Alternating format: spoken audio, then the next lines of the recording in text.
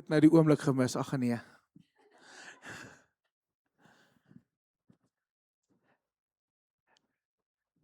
Ons vier vandag Pinkster.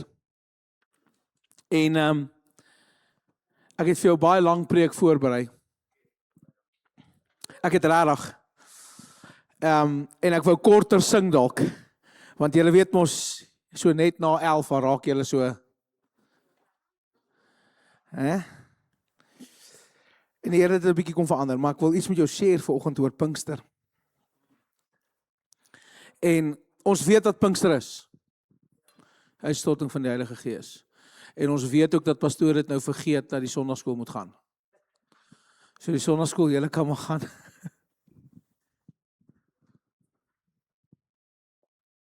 Sy.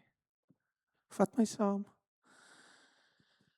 So, ek is so oortuig van die feit, want daar is soveel preke oor wag en wag op die Here, en al wat ons altyd hoor is wag op die Here. Hallo? Wat nie verkeerd is nie. Maar ons hoor die hele tyd wag op die Here. Nou, baie mense se wag lyk anders, en ek gaan nie volgens vir jou preek oor wag nie. Ek gaan nie volgens vir jou preek oor hoe jou wag lyk nie, want baie mense voel dat wag is, ek moet sit en wag. Jy is nie by Home Affairs nie. Want wag is 'n aksie en nie 'n passiwiteit nie. Jy het geweet. Ons Afrikaanse verwagting van wag en definisie van wag is wag. Nou wag ek. Nou as julle my ken, ek doen nie goed met wag nie. Ek doen nie. Ek het vir my vrou gesê die dag toe ons trou, luister, as jy 2 minute laat is, ry ek. Ek hou nie van wag nie. Ek hou nie van laat wees nie, en as ek laat is en ek moet wag omdat jy laat is, gaan my baie sleg. Nie waar nie. So, ons was by my swaarjelle gewees, so 'n paar naweke, dankie Susan. Ek wag hoor, ek wag vir daai koffie. Hoe lank moet ek nog wag? Dankie, ek joke baie, dankie. Ek wag vir hulle om klaar te maak, want ons moet ry. Die kerk begin 9:00. Nou vir my beteken dit as kerk 9:00 begin, is ek 8:45 daar. Nie hulle nie. Naderhand het ons gesê ons gaan 8:30 ry. 8:30 het gekom en 8:30 het gegaan. So ons gaan 8:15 ry. 8:15 het gekom. 8:15 het gegaan. Ons het eventually gery en my vrou kom by, sy sê vir my dit gaan nou met Bucks baie sleg. En ek sê dit gaan. Want eerstens hou ek nie van laat wees nie en ek hou nie van wag nie. Nou moet ek wag. En Jesus sê vir die disippels nadat hy opgevaar het, gaan wag in Jerusalem. Maar hy gee nie 'n tyd nie. Hy sê nie wanneer hy kom nie. En hy sê ook vir hulle, hy moet gaan wag vir iets wat hulle nog nooit gesien het nie, wat hulle nie ken nie, so hulle gaan nie weet as hulle opgedaag het nie. Hoor julle my frustrasie? Ek lees die Bybel baie keer, dan sê hulle, gaan soontoe en wag vir die man. Of gaan soontoe en wag vir 'n teken. Hallo? Ek's bly ek het nie toegeleef nie. Want ek sal soos, wat is die teken? En hoe laat? En hierdie mense sit in die boeftrek. En hulle wag. En die interessante ding, en ek gaan nie volgende oor dit preek nie, want jy het al elke jaar op Pinkster gehoor, is hoeveel mense was daar en hoeveel het oorgebly. As jy nie weet nie, woon die tydlyn by. Johnny gaan help. Maar daar het 'n klomp mense gewag en daar het hoeveel oorgebly? 120. En iets wat interessant is vir my van dit, is dat ons moet besef, dat voordat daar enigsins prediking was daar 'n wagtydperk. Enigsins voordat daar krag was daar 'n oorgawe. En enigsins voordat daar 'n uitstorting was daar so 'n bietjie 'n stukkie van gehoorsaamheid. En hierdie idee van Pinkster en die uitstorting van die Heilige Gees wil ek vandag vir jou sê, is so groot ding gemaak in die kerke en in die wêreld en waar ons lewe, is dat sekere kerke beleef net die Heilige Gees in Pinkster. En in die week van Pinkster. Ek onthou toe ek jonk was Pinksterweek, die week wat al die sendelinge kom getuig het by die kerk. Dat was amazing. Jy het elke aand by die kerk geëet en stout gewees. Want ek het nou nie geweet wat in Malawi en al die, ek was te jonk. Ek was soos okay, ek hoor, great. Want Jesus is maar dieselfde hier as wat hy daar is. As nie anders die Jesus nie, het julle dit geweet. En party ouens maak 'n hele week daarvan en ons fokus op die gawes van die Heilige Gees en die doping van die Heilige Gees. En wat nie verkeerd is nie, hoor my hart volgende, dis nie verkeerd nie. En ons wil vir jou bid vir dit en ons wil hê jy moet dit ontvang. Maar ek wil vandag vir jou sê, die Heilige Gees is baie meer as die gawes.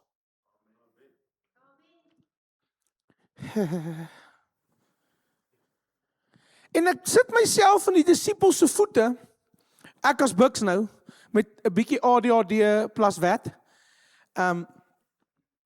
en ek besef iets in my hart. Hierdie selfde disippels het Jesus gesien toe hy gekruisig word. Hulle het gesien hoe hy opgestaan het. En hulle het gesien hoe hy opgevaar het hemel toe. Maar hulle het iets kort gekom. Want ewe skielik is hulle alleen. Ewe skielik is hulle in die turmoil of absolute chaos. Want alles wat Jesus gesê het, het hy gedoen en hulle het nie gehoop, hulle het eintlik gehoop hy doen dit nie. Hulle het eintlik gehoop hy gaan nie op die kruis sterf nie, want hy's Jesus. Hy hoef dit nie te doen nie. Dit was eintlik hulle verwagting.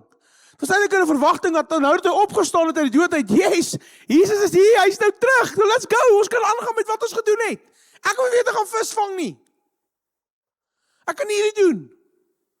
En Jesus sê vir hulle, ek gaan weg. Maar ek los iets vir julle.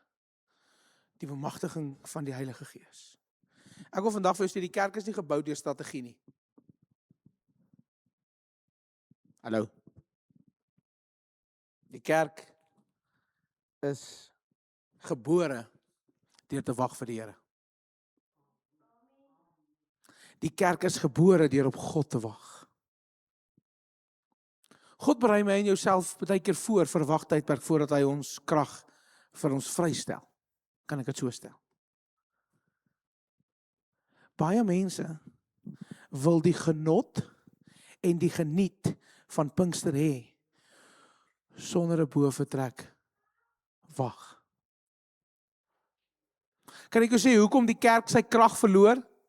Kan ek sê hoekom die kerk baie keer gelowiges verloor, mense verloor en interessantheid verloor in die sin dat wat is die kerk? En kan ek jou sê hoekom het die kerk so seer gekry as gevolg van die feit dat die gawes misbruik word? As gevolg van die gawes 'n show geword het? As gevolg van die feit dat as ek my baadjie swaai dan val mense om? Kan ek jou sê hoekom dit gebeur? Want hulle is nie voorbereid gewees vir die boefretrek wag nie. They want the reward of the Holy Spirit. They want the power of the Holy Spirit. They want the feeling of the Holy Spirit. But they are not prepared to make the sacrifice. Ons nie. Ek wil vandag vir julle sê, die opoffering om te wag vir die Heilige Gees het baie meer krag as die werk en die krag van die Heilige Gees wanneer jy dit try self doen. Want kyk, ek kan ook vir jou bid. En jy kan die Heilige Gees beleef, maar kan ook vir jou bid en jy kan niks ervaar nie. Beteken dit die krag wat van hom in my is, beteken niks? Nee, dit beteken net waar jy ook al jouself bevind, of jy in jou wagtydperk is en of jy 'n vrygestelde tydperk is van die Heilige Gees, kan ek nie bepaal nie. Dit moet nie verander wat ek doen nie. Maar ek wil vandag vir jou sê, die feit dat die kerk weer kragloos is, die feit dat mense die Heilige Gees moet soek in die kerk, prys die Here, dit gebeur nie hier nie. Maar die feit dat as jy in 'n plek instap en jy met die Heilige Gees se krag soek, is omdat dit 'n event geword het en nie meer 'n leefstyl nie. Omdat dit 'n sirkus geraak het op sekere plekke en nie meer wie die Here is nie. Omdat dit 'n plek geraak het waar ek op jou moet skree en jy moet opsaai en ewe skielik kan ek vir jou sê, the power. Nee? Oh. I know you don't know it, but you've seen it, and you've heard it. En kan ek jou volgende uitbal? Jy het dit ook gejudge. En ek wil vandag vir jou die volgende kom sê. Ek weet nie of waar die krag van die Heilige Gees is nie, maar ek neem aan daai heater stap saam iemand. Want van die kant af is daar so lig, ek sien net die gat die heater. Ek sien die persoon wat hom dra nie, ek was net so, hoog, Here, hier gat ons. Die krag. Maar kan ek vanoggend iets vir jou sê? Ek beleef in die tyd wat ons in leef. Ons veroordeel eerder die kerk, omdat ons dink, dis nie hoe die Heilige Gees moet werk nie. Ek wil vandag vir as mense wat tot ware bekering kom, al is dit 'n sirkus. Want God is getrou oor sy naam. So ek wil jou volgende uitdaag om dalk nie so erg te veroordeel, dit wat dit nie is nie. Maar eerder te weet wie hy is, vir jou. Jy sien, ek voel Pinkster het geword, die feit dat die enigste manier hoe ons die krag van die Heilige Gees beleef en ervaar is, wanneer ons dalk wel in van die gawes opereer, en ek wil vandag vir jou sê, dit het 'n lingo geword, dit het 'n gesprek geword, dat op Pinkster moet dit die uitstorting van die Heilige Gees wees, in die sin dat ons moet vir jou bid om gedoop te word in tale. Hallo? As ek my Bybel reg verstaan het, dis nie Pinkster nie. Pinkster was die ontvang van die Heilige Gees. Sodat jy in krag kan gaan beweeg. Dis die ontvang van die krag. Ek wil vandag vir jou sê, ek het nie Pinkster nodig om vir iemand te bid om gedoop te word in die Heilige Gees nie. Want wanneer ontvang ek die Heilige Gees? Die oomblik wat ek my hart vir die Here gee. Dan het ek hom. Ek het al die krag van hom, ek het alles van hom. Maar ons het hierdie reëls en regulasies opgestel van wat dit moet wees en veronderstel is om te wees. En as jy nie en dit kan doen nie en dit kan opereer nie, dan het jy nie die Heilige Gees nie. Ek sal vir jou skop dat jy ver val. Dis hoe kwaad ek raak hier binne my. Iewers moet iemand opstaan. Want jy sien, daar was 'n belofte gewees van krag. En ons het besluit hoe hierdie krag moet lyk, hoe hierdie krag moet opereer, en hoe hierdie krag in my gemaksboksie inpas. Hallo?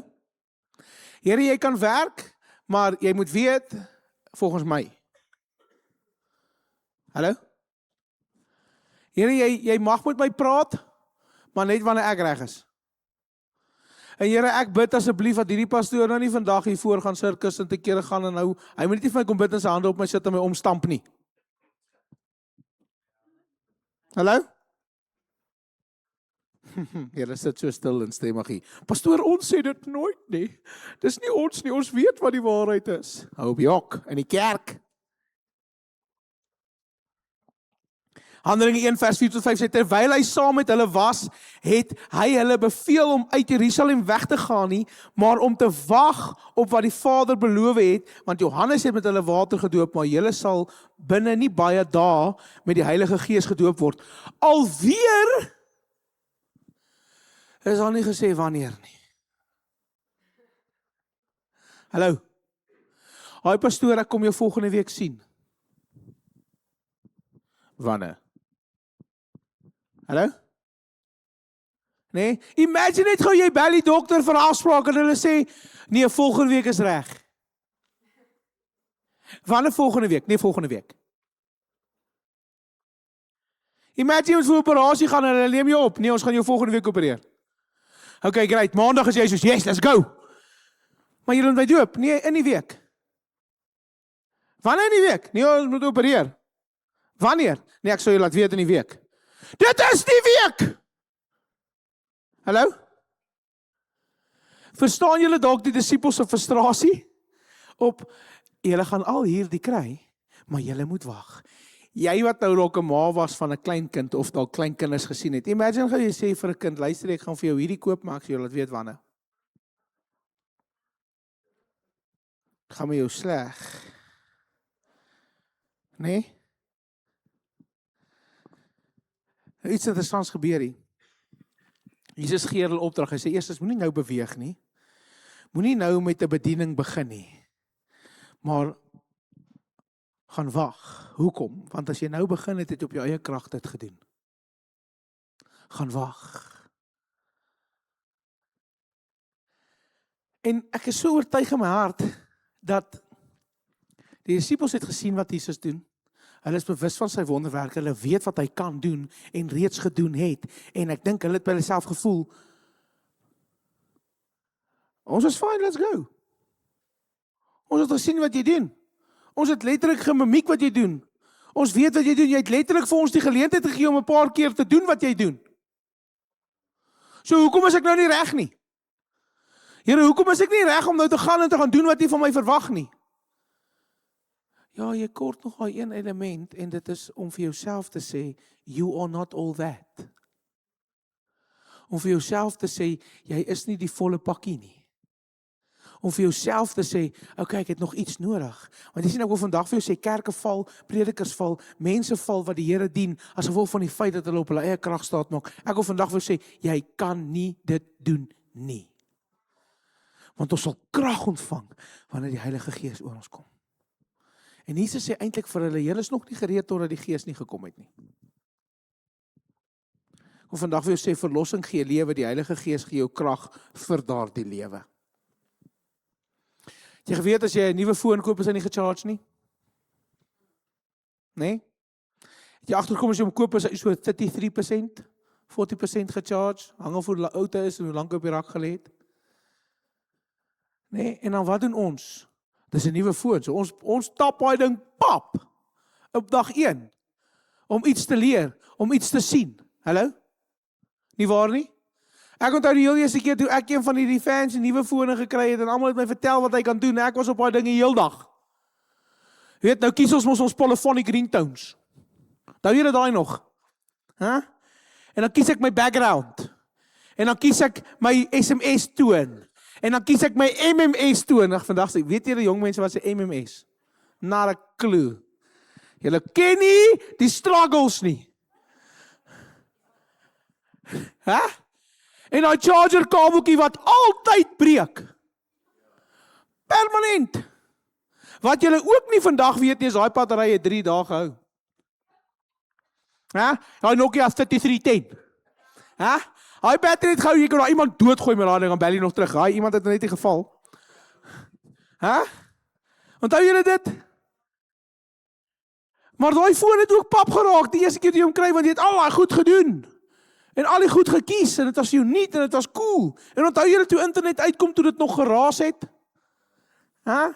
En toe begin jy internet op jou foon kry, dit was absoluut amazing. Nee? Dit was toe nie G gewees, dit is iets anders. Wat was dit? Ek kan dit op die foon, as iets, maar in elk geval, never mind. Okay, ek dwaal af, ADHD. Kom ons gou terug. So, baie gelowiges wil daardie oomblik gebruik, want nou voel ek het die krag, maar as daardie krag uitdruk en jy het nie 'n charger nie, wat dan? Wat dan?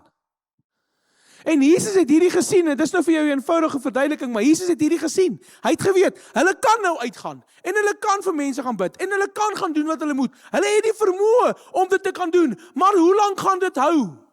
Want hulle het nie die krag van die Heilige Gees nie. Hulle het nie die krag wat Jesus ontvang het ook toe hy aarde toe gekom het nie. Hulle het dit nie. Hulle het gesien wat hy doen. Hulle het beleef wat hy doen. En hulle kan doen wat hy doen, maar hulle kan dit nie doen met krag nie, want asseblief tog hoor vanmôre vir my, is daardie krag is wat dit lewend kragtig maak.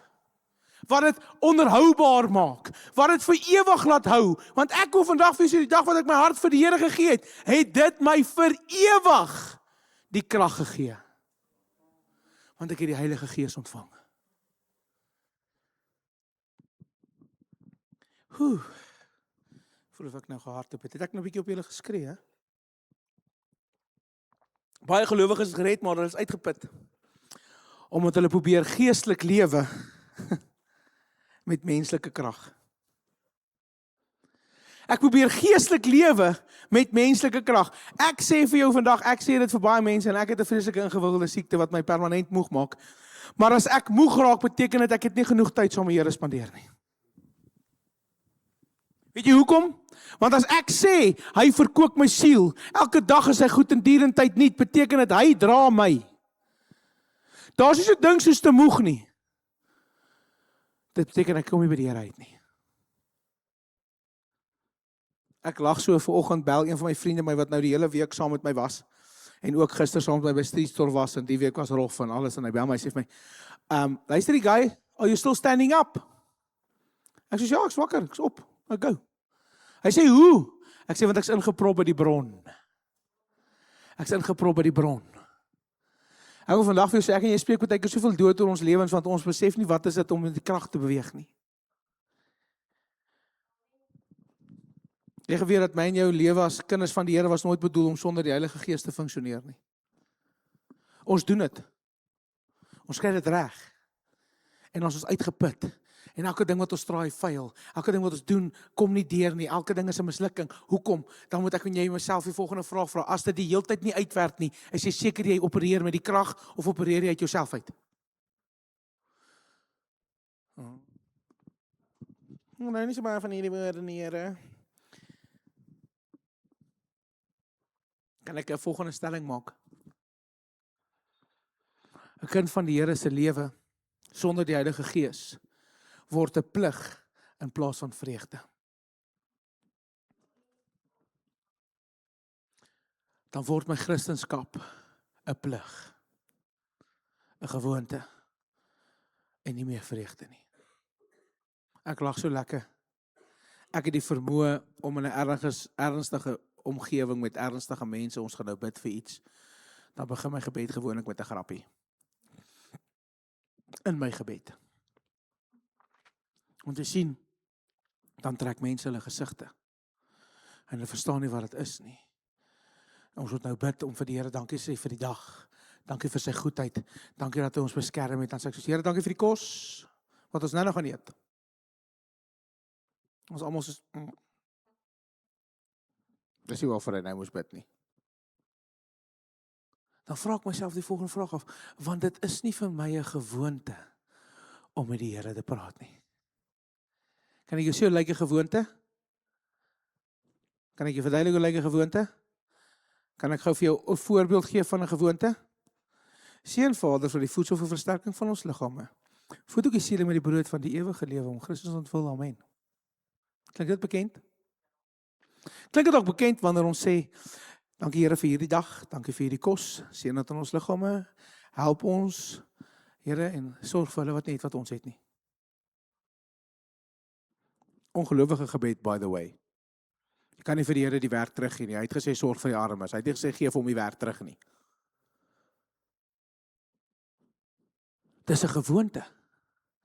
Dis elke keer vir my lekker om met die Here te bid. Here, dankie vir die kos. Ek bid dat hierdie vet sal lekker wees. Ek bid dat dit so goed is met my liggaam en ek kom teen enige gees van cholesterol.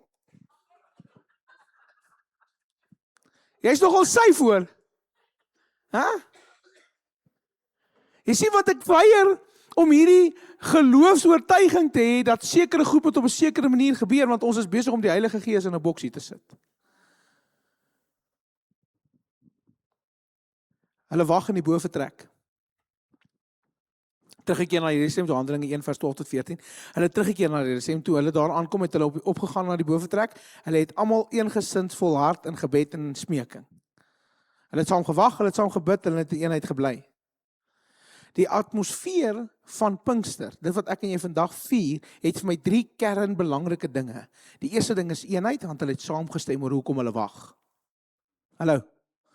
Die tweede een vir my is 'n honger, want hulle is honger om te kry dit wat die Here vir hulle gaan gee, en die derde een is 'n verwagting en die vierde een is 'n oorgawe.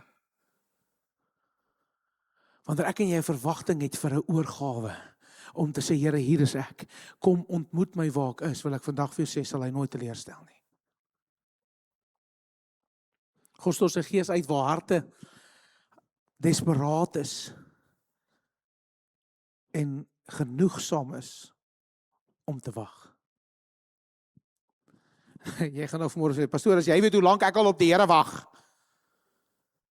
dan gaan ek vir die volgende vraag vra, wag jy op die regte plek?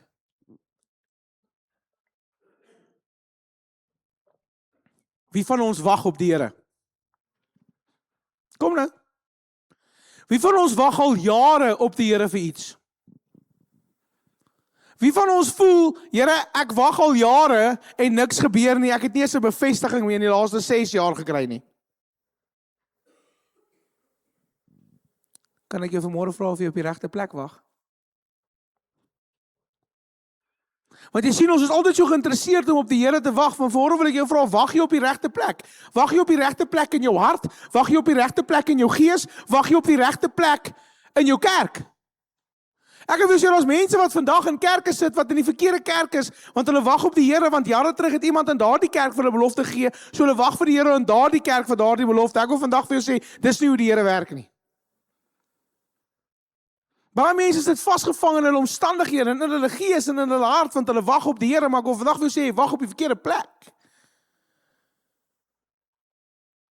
Ons wag vir Jesus, en hy het gesê, oor 'n rukkie sien julle my weer. Wel 2000 something later, raak hierdie rukkie nou bietjie lank. Nie waar nie. En ek vra vir die Here, hierdie volgende belangrike vraag. Here, is die rede dat u nog nie teruggekom het nie, is omdat die kerk op die verkeerde plek wag?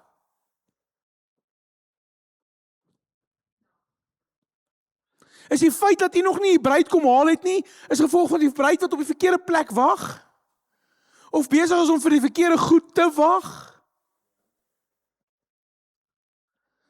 Dis goed dat my in die aand wakker hou, as jy gewonder het. Soms gebeur die geestelike groei wanneer ek en jy in God se wagkamer kom. Wanneer ek en jy afhanklikheid van hom nodig het, nederigheid van hom nodig het, wanneer ek en jy op 'n plek kom wat ons honger is vir intimiteit met hom, wil ek vandag vir jou sê, dan weet jy wag op die regte plek. Die boevertrek was nooit 'n straf nie. Wag vir my en jou is nie veronderstel om 'n straf te wees nie. Dit moet 'n opgewondenheid wees. Net na die uitstorting van die Heilige Gees, toe die dag van Pinkster aangebreek het, was hulle op hierdie plek by mekaar. En hoor gou hier in Handelinge 2. Hy sê, skielik kom daar 'n geluid uit die hemel soos van 'n geweldige rukwind en dit het die hele huis gevul waar hulle gesit het. Toe is hulle aan hulle tonge gesien soos vuur wat onder hulle versprei is op elkeen van hulle gaan sit het. Hulle is almal vervul met die Heilige Gees en het in alle tale begin spreek omdat die Heilige Gees hulle die vermoë gegee het om dit duidelik en gepas te spreek. Let gou op hierdie woorde. Skielik wind, vuur, vervul. Klink dit nie vir jou so 'n bietjie bekend nie? Klink dit nie of jy dit iewers al gehoor het nie? Hallo? En ek wonder myself,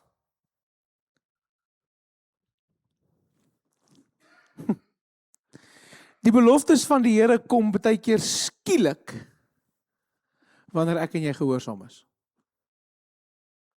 Partykeer kom die beloftes van die Here in die teenwoordigheid van God, die asem, die lewe, die beweging van die kragtigheid van God deur die wind. Partykeer kom die vuur as 'n reinigingsproses of 'n passie of 'n heiligheid, een van die twee, maar by my die belangrikste is dat al hierdie goed lei tot vervulling. Nou gaan jy volgens my vra, pastoor, waartoe is jy op pad met Pinkster? Waaroor preek jy? Ek verstaan nie wat jy vir my probeer sê nie. Ek probeer vanoggend vir jou 3 goed wakker maak oor Pinkster. Die eerste ding is, hou op dink dit gaan net oor die uitstort van die Heilige Gees en die vorm daarvan is tale. Daar's klomp teologiese verduidelikings oor hoekom hulle dit so is en wat dit is en dit is dit, daar is 'n geestelike taal en ons ontvang dit. Ons as charismatiese kerke glo daarin. Al mis jy baie goeie plek om amen te sê.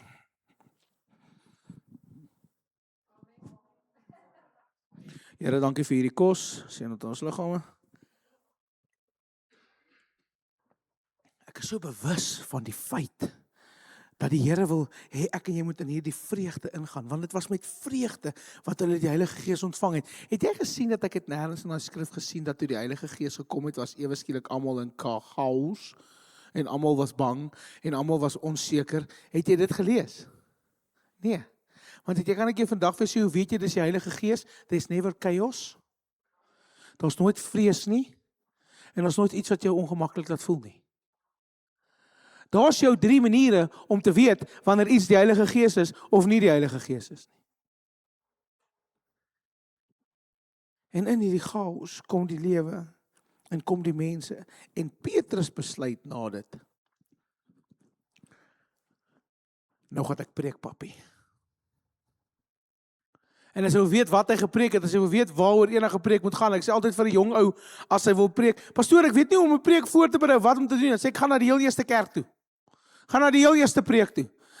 Waar is dit? Op die berg? Nee. Petrus, in Handelinge 2, vers 14 tot 36, en ek gaan nou nie vir julle oggend julle alles lees, en ek het dit hier, maar dit sê julle preek.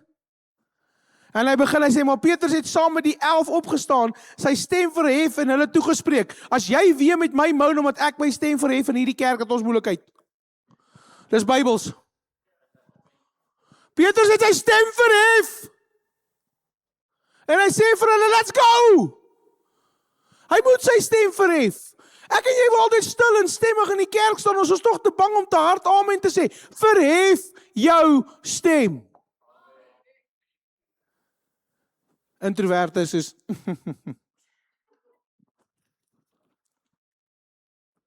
die Joodse manne in die woord sê, en almal wat daar in Jerusalem woon, laat dit aan dat julle bekend wees en luister aandagtig na my woorde. Hy man staan op sonder 'n mic. En hy begin sê, hey! Luister wat ek sê! En dan dink hulle almal is soos, wie is die ou? Waar kom hierdie ou vandaan? Is hy nie dieselfde ou wat net nou dag vir Jesus moes uitsort oor iets nie? Is hy nie dieselfde ou wat Jesus moes 'n braai na reël langs die strand om hom gou te herstel en sê jy is nog deel van ons vriende nie? Nou staan jy op en jy wil iets sê. Hoeveel keer kom ek en jy in ons lewens op 'n plek wat ons besef, o shucks, ek het nou iets gesê en hierdie mense gaan dit nie like want dit kom van my af. My persoonlikheid maak daai nogal vir my moeilik. Maar dit is 'n ander preek vir 'n ander dag. Hy sê, luister my woorde. Hy sê, hierdie mense is nie dronkie. Hulle is nie dronk nie. Want het is 9:00 die oggend. Wel, vandag, Petrus, in die wêreld wat ons lewe was die kans goed dat hulle dronk was. Maar hy sê vir hulle, hulle is nie dronkie. Want dadelik toe die krag van die Heilige Gees kom, en dit lyk, hoor gou vir my, en dit lyk nie soos hulle dit wil hê nie, en dit voel nie soos hulle dit wil hê nie, en dit klink nie soos hulle dit ken nie, ewe skielik, nee, hulle moet dronk wees. Wat gebeur? Ek wil hê jy moet hierdie vang, toe ek dit lees, toe slaat dit my tussen die oë. Die oomblik wat iets vir my en jou ongemaklik lyk en ongemaklik voel, dan trek ons die wêreld in. Wat het hulle gedoen? Die oomblik toe die Heilige Gees kragtig begin beweeg, en die oomblik toe die Here iets in die lewens wil doen, en die Here iets wil bevestig, die eerste kerk, die heel eerste preek, wat gebeur? Hulle trek dadelik die wêreld in. Hoeveel keer wanneer die Here vir my en jou goed is, en die Here vir ons iets amazings doen, en die Here vir jou sê, vertrou my, dan trek jy die wêreld in jou persoonlike lewe in? Hoeveel keer? Hoeveel keer? Sê die Here, ek sal vir jou sorg. Ek gaan vir jou sorg, ek beloof jou. Nee, ek wil net gou hierdie ou gaan sien, ek het gehoor, hy kan my help. Hallo? Hallo? Dan sê die Here, ek sal vir jou sorg. Ek wil jou storie vertel uit my eie lewe uit. En ek besluit nog nie af nie, ek is nou in die middel, as julle gewonder het. Die Here challenge my. Ek het 'n paar keer in my lewe alles verloor, wat fyn is. En die Here challenge my die eendag, ek sal nooit vergeet in my lewe, en ek het R28.32 in my beursie. Dis wat ek het. Is die 10de van die maand, en my payday is die 1ste. En ek gaan die dag na 'n kerkdiens toe. Julle en daai pastoor preek 'n ding raak hoor. Die spoegspat en die goed gaan goed, daai rarig. En ek sit al heel agter in die kerk, ek sê soos, ja. En ek hou op luister na rukkie, en op 'n stadium gaan hy terug en hy sê, wat is nou in jou beursie? Ek sê, nou gaan dit goed. En almal vat dadelik aanstoot. Pastoor nog oor geld in die kerk praat mos nie, julle weet ons werk het. En hy sê, wat is in jou beursie? En ek dog dadelik, ja nee, kom ons manipuleer die jou. Kom manipuleer ons gou. Manipuleer ons gou. Wat doen ek? Ek bring die wêreld, hoor gou, ek bring die wêreld in 'n oomblik wat die Heilige Gees iets wil doen as gevolg van my oortuiging. Né? Wat is in jou beursie? is jy bereid om jou beurs leeg te maak? En toe besef ek moes eintlik geluister het na die preek in die begin, want ek het nie koek en klou wat nou aangaan nie. Al wat ek weet is my beurs leeg maak. En almal staan op en hulle vat hulle geld, hulle gooi dit hier voor in die collecte box, hulle het so box wat hulle oopmaak en dan doen hy iets en as die einde dan klap hy hom toe. Dis so 'n situation. En die boks staan nie en hy het so flap wat oop is en daai hele kerk, daar sit seker 300 mense, daai hele kerk kom met kontant. En ek is soos, ek dink hier is 'n goeie tyd om dalk te gaan rook. Hier gaan nou snaakse goed aan. My verwysingsraamwerk op daardie oomblik was, ja, die kerk soek al weer geld, seker 'n nuwe lapa bou of iets, pastoor wil dalk weer see toe gaan. Want dis wat ons doen, moenie nou hier sit vanoggend en, nou, ons almal weet dit. Dis seker wat moet gebeur. En in daai oomblik sit ek en die Heilige Gees, wat ek toe nog nie so goed ken nie, lê op my hart, ek het toe nie geweet wat dit is nie, maar ek weet nou dis die Heilige Gees. Lê op my hart, maak jou beursie leeg, Bil. Ek soos, daai tannies en ooms kom met R100 vorentoe. Wat gaan ek doen met my R10 en my klomp klein geld? Jy weet ons die kerk soek nie geld wat raas nie, as hy val in daai bak moet hy so stil. En ek het so 'n handvol klein geld, want dis wat ek is jammer. Hey, sis. En ek het hierdie handvol klein geld. En die Here sê vir my, gee jou, ek sê, Here, ek gaan nie, dit gaan my verneder. As 'n manier nie. Ek gaan nie dit doen nie. En my vriende wat langs my staan, almal staan op, hulle vat hulle beursie so. Alles uit en hulle gaan. Ek sê, los net klein geld vir die kar wag. Jy doen iets. Jy kan nie alles vir die kerk gee nie. Onthou, wat is die bedrag? Wie kan onthou? R28.32. Ek sê my lewe dit nie vergeet nie. Julle gaan nou weet hoekom. En ek sê vir die Here, ek sê, is die jy? Want hierdie lyk weird. Hierdie lyk vir my snaaks. En toe ek hierdie voorberei en ek dink hier aan, want dadelik toe bring ek die wêreld in. Petrus verhef sy stem. Hierdie pastoor skree op my en sê vir my, dis nie soos wat jy dink dit is nie. Dis wat die Here wil doen en ek beleef in my hart dis wat die Here wil doen. Ek is soos, ag ja. En naderhand is ek so, jy weet as daai tannie so by jou stap want jy sit nog. Nee? Almal stap vorentoe. Of al kom hulle terug dan doen hulle so.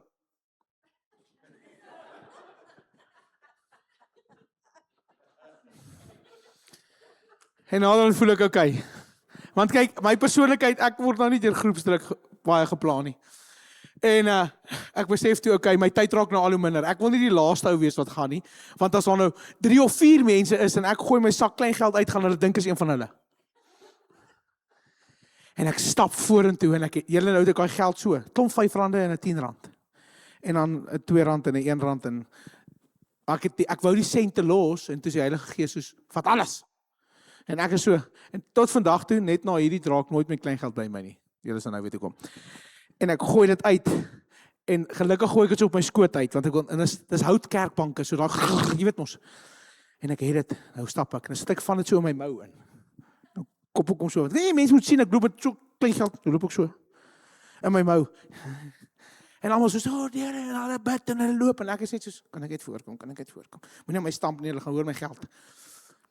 En ek sit my hand so diep in daai kus in, want al lê nou klaar 'n bedgeld. En ek sit my hand so diep in en ek maak of ek bid, julle. Ek maak so. En ek gooi die geld uit my mou uit. En ek stap weg en ek sien die tannie na my is soos geskok. Dis reg. Ek sien enigste ou wat klein geld in gegooi het. En ek dink toe myself, ek het seker nie geluister vir die preekie. Want niemand het klein geld gebring nie. In elk geval. En ek gooi dit daar neer. En ek sê vir die Here, toe ek terugstap, ek sê, Here, hierdie pastoor het iewers iets gesê van toets my hier in. Jy weet, die soos my laaste geld. Soos, letterlik, daar soos niks. Jy weet, as jy jou kaart insit en hy vra nie vir jou pin nie, hy sê net vir jou loop weg. En ek stap terug, maar ek is so half van, nee, ek stap weg, want hierdie is nie die Heilige Gees wat ek nou ken nie. Hy sal mos nie dit van my verwag nie. Hy sal mos nie verwag ek moet al my geld gee nie. Hy sal nie verwag ek moet gedwing word om geld te gee nie. Kom nou. Nou nie hier sit soos holy molies nie. Julle almal het al gefight in jou hart oor geld vir die kerk. Kom nou. Moenie nou kom sit hier en almal, nee pastoor, ons is nog altyd getrou. Ja, jok. En dis nie 'n 10de preekie, maar ek wil hê jy moet iets verstaan. En ek gaan sit in die bank. En vir die heel eerste keer in my lewe ervaar ek die krag van die Heilige Gees. Dat ek nie weet wat om te doen nie, maar ewe skielik is ek oorweldig in my hart oor wat het nou net gebeur. Wat was hierdie? En die Here sê vir my die volgende. Die Here sê vir my die volgende. Jy het gewag. Toe het jy opgetree.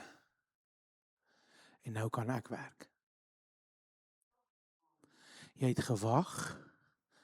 Toe het jy gedoen. Nou kan ek werk. En ek is soos ek het 'n ou Bybel in my kantoor, ek het actually my Bybel geskryf met potlood. En ek sit daar en almal om my het hierdie ervaring met die Heilige Gees. En ek kan nie beweeg nie. Ek sê soos want iets gebeur nou hier. Ons gaan huis toe. Dag 1 gaan verby en ek soos nee, great. Kom ons nou weer sien. Haar breek my wasmasjien. Fantastic. Nou was ek hande met die voete aan die bad. Klere met die voete. En 3 dae later bel daai pastoor my.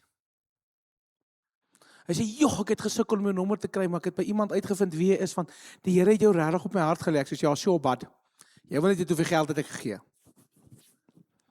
Hy sê, nee, ek wil jou kom sien. Ek sê, is reg. Ek wil jou kom sien. Ek wil nie lidmaat word nie. Ek was net daar, want ek is genooi. So, jy weet ons, hoe ons dink. En hy bel my, kan ek kom sien by die kerk? Ek sê, is reg, ek kom. Ek is nou daar. En ek stap in en hy begin chat en hy bou chats en hy vra my vrae en allerlei goeters en hy praat naderhand lank. Ek sê vir hom, pastoor, ek wil nie lelik wees nie, maar ek wil regtig uit gaan rook. En hy skok op sy gesig. Hy soos, maar ons is besig om hier te praat. Ek sê, ja, maar ek het nog gewoontes. En hy kom staan by my en ek rook my sigaret en ek voel toe naderhand so bietjie skuldig. Want toe sê ek soos, is nou sleg, want die pastoor staan nou hier, maar nee. Ek praat nie rook goed nie, hoor my hart. Dis waar ek was in my lewe. En ek stap terug in die kantoor en ek kan sien die pastoor is so 'n bietjie on the edge. Hy is so 'n bietjie van, ek weet nie wat om nou te doen nie. En ek sê vir hom, wat's fout? Jy lyk ongemaklik. Hy sê, die Here het my woord gegee vir jou en nou het jy eers gaan rook. En ek sê, maar moet die woord verander omdat ek sonde het? En hy sê, nee. So sê, nou praat. En hy haal 'n koevert uit. En hy sit hom so voor hom neer. Hy sê, ek wil vandag vir jou iets bewys. Ek sê, wat? Hy sê, okay, hy sê, ekskuus, ek wil jou nie iets bewys nie. Die Here het gesê, ek moet jou iets bewys. Ek sê, okay, is fyn. Hy sê, hier is 'n koevert. En hier is 'n bedrag geld in hierdie koevert. En jy het, toe jy hier was, glo ek vir die Here gesê, okay, wys my nou wat jy kan doen. En ek het. En in die koevert is R2,832.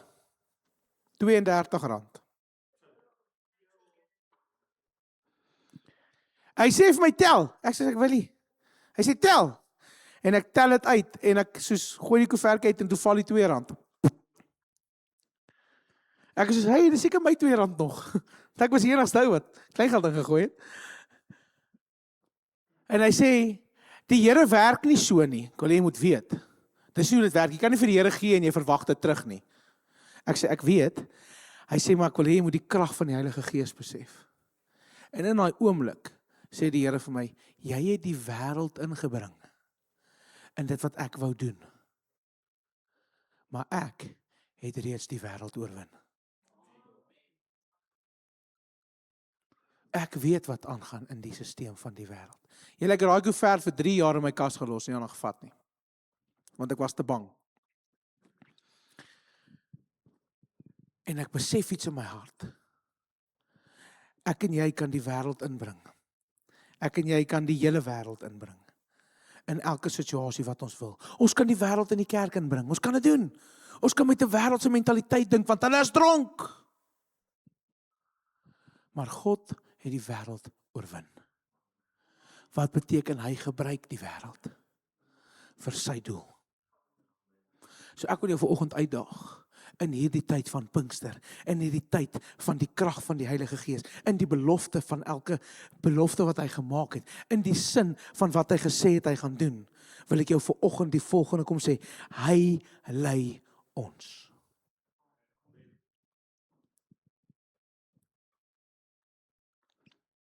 En ek wil vandag hierdie vir jou in jou hart kom vasmaak. Ek wil vandag hierdie met jou kom deel uit my hart uit. En ek is jammer, my vergelyking en my voorbeeld was geld. Maar ek wil vandag vir jou kom sê, geld is seker die een ding in die wêreld wat die vyand die meeste gebruik. Ek en jy bring die meeste daardie probleem in ons geestelike lewe in die kerk en hoe ek en jy glo in. Ek wil vandag vir jou sê, hierdie Petrus stap uit in sy heel eerste woorde aan hulle, sy heel eerste woorde in hierdie preek, en gaan doen jouself vergins, gaan lees daai preek in Handelinge 2 vers 14 tot 36, gaan lees dit, gaan lees wat hy gepreek het, maar hy bring in die heel eerste stuk in 2000 something jaar terug, bring hy hierdie heel eerste woorde, sy inleiding van sy preek is, hou op die wêreld in jou geloof inbring. Dit was dit. Hy sê vir hulle, julle het dadelik na die vergelyking toe gegaan van hulle is dronk, maar dis eintlik die krag van die Heilige Gees. Hoeveel keer in my en jou lewe sê ek en jy, dit kan nie die Heilige Gees wees nie, en dalk was dit. Dis net nie jou manier van verstaan van die Heilige Gees nie. En ek wonder by myself, of ek en jy daardie krag van die Heilige Gees dra. Want jy sien, wanneer my program en wanneer my manier van kerk, pastoor, jy kan oor enigiets spreek, net nie oor 20 minute nie. Verkeerde kerk, champ. Jy sien, want hierdie programme en hierdie institusie en hierdie lewe van my en jou, met 'n program moet werk sonder die Heilige Gees, is ek en jy 'n liggaam sonder asem. Die oomblik wat ek en jy hierdie besef, dan kom ons op 'n plek wat ons sê, Here, dit gaan nie meer oor my gemak nie. Dit gaan nie meer oor die vertoning nie. Dit gaan nie meer vir my oor net die godsdienstigheid daarvan nie, maar dit gaan vir my oor die feit dat daar is vuur in die krag en in die naam van Jesus Christus. Daar is asem wat binne in my geblaas word die dag toe die Here my gemaak het. En hier's die mooi ding, die teenwoordigheid van God wandel elke dag saam met my, want daai krag woon in my. Soos ons vandag iets hoor en iets beleef, is daar beloning in wag.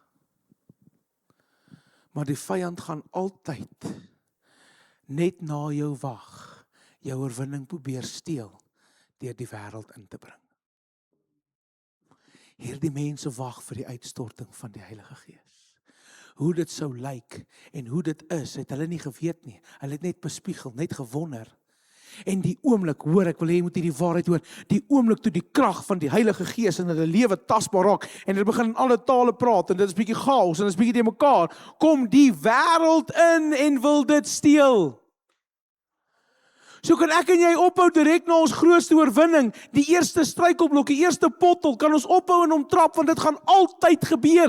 Dit het al daar gebeur, maar die grootste beweging van die uitstorting van die Heilige Gees, was die wêreld dadelik daar om dit te kom betwyfel. En hoeveel keer bly ek en jy, imagine net gou Petrus het daar gestaan, voor hy hierdie kragtige preek gegee het, en duisende hulle harte vir die Here gegee het, duisende tot redding gekom het, imagine net gou, hy het op daai oomblik geluister, wat hierdie mense sê, wat sê, hulle is dronk. Hallo, waar was die kerk dan? Ja, die Here sou iets anders gedoen het, hy kon. Maar imagine net Petrus het vir daardie oomblik geluister en toe die mense gesê het, nee, daai is nie reg nie, daai is nie die Heilige Gees nie, daai is dronk. Ek en jy moet dalk repent oor die kere wat ons gesê het, is nie die Here nie. Ons wil ook moet repent oor die kere en vir die Here vra om ons te vergewe oor die kere wat ek en jy dit gemis het, omdat net na my grootste oorwinning, net nadat die Here iets groots vir my gedoen het, ek en jy dadelik in die eerste slag uit van die wêreld wat inkom geval het. En as ek praat van die wêreld, praat ek van jou twyfel. Praat ek van jou situasies, praat ek oor dit wat gebeur het. Kom ons wees nou maar eerlik mekaar vandag. Jy kry oorwinning wanneer jy jou 10de betaal die eerste keer, of wanneer jy in 'n swaar maand jou 10de betaal, en dan daardie maand breek alles en dan gee ek en jy op die spot. En dan vra jy, hoekom ons sukkel? Ek en jy kry genesing en dit lewe, en wat gebeur? Direk daarna gebeur iets en ek en jy verloor daardie geloof. Ek wil vanoggend afsluit met hierdie getuienis. En ek het hom al vertel, maar ek voel dis relevant vir my en jou om te verstaan. In Zaston was ek in die gemeente daar, en een van die mense daar in die gemeente het kanker. Hy was in remissie en hy het weer kanker gekry. En is aggressief terug, baie aggressief terug.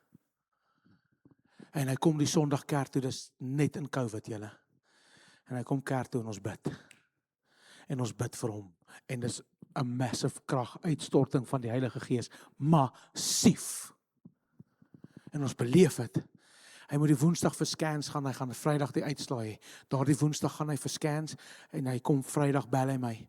En die ou kry nie 'n woord uit nie en ek tog, hier's dit nou. Hy het gehoor uit 'n week oor of iets soos dit. Hy sê, pastoor, ek sit met die 2 scans voor my. Ek sit met die scan waar die kanker terug is en ek sit met die scan waar die kanker nie meer daar is nie, die kanker is weg. En die Here het die kanker, die dokter is soos hy 3 keer die scan gedoen want hy glo nie dit gebeur nie. Want is weg.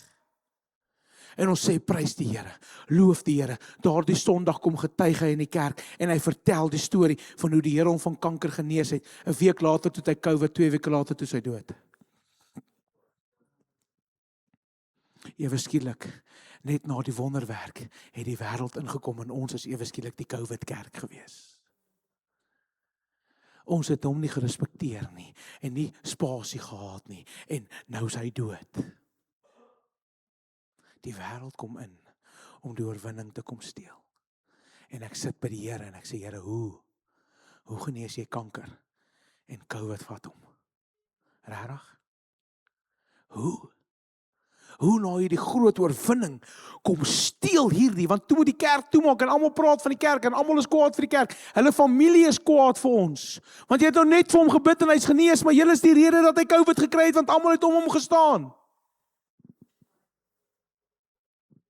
En ek sê vir die Here, ek weier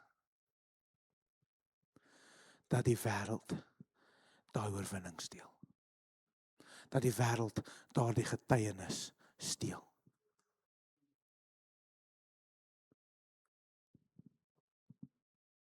En ek gesels met die familie en hulle sê die 2 weke wat hy gesond was, nadat die Here sy kanker genees het, het sy hele lewe verander. Sy hele lewe uit vir die hele wêreld gaan getuig, vir die hele wêreld gaan vertel wat die Here gedoen het. En as dit nie vir daardie oomblikke was nie, was hy nooit op pad na die Vader toe nie. Want as hy moes doodgaan, voor daardie belewenis, het hy nie die hemel gesien nie, want hy het nie die Here gedien nie. Ek wil vandag vir jou hierdie kom sê, na 'n oorwinning sal die duiwel altyd kom steel. Kan ons ophou verbaas wees daaroor? Kan dit ophou ons geloof steel? Kan dit ophou my en jou laat twyfel? Petrus het alle reg gehad om te twyfel, want dit was iets wat hulle nog nooit gesien het nie. En die Here kom en hy sê, nee. Die Heilige Gees is vandag nog hier. Hy loon binne in ons. Kan ek en jy dalk net soos die bovertrek honger bly? Kan ek en jy bly oorgee? Kan ek en jy bly verenig? Kan ek en jy bly verwag op hom om iets te kom doen? Want skielik het God die vertrek gevul. Hoekom? Want hulle het gewag. Hulle het gewag. Vandag kom die Here en ek is gevaarlik vir die woord.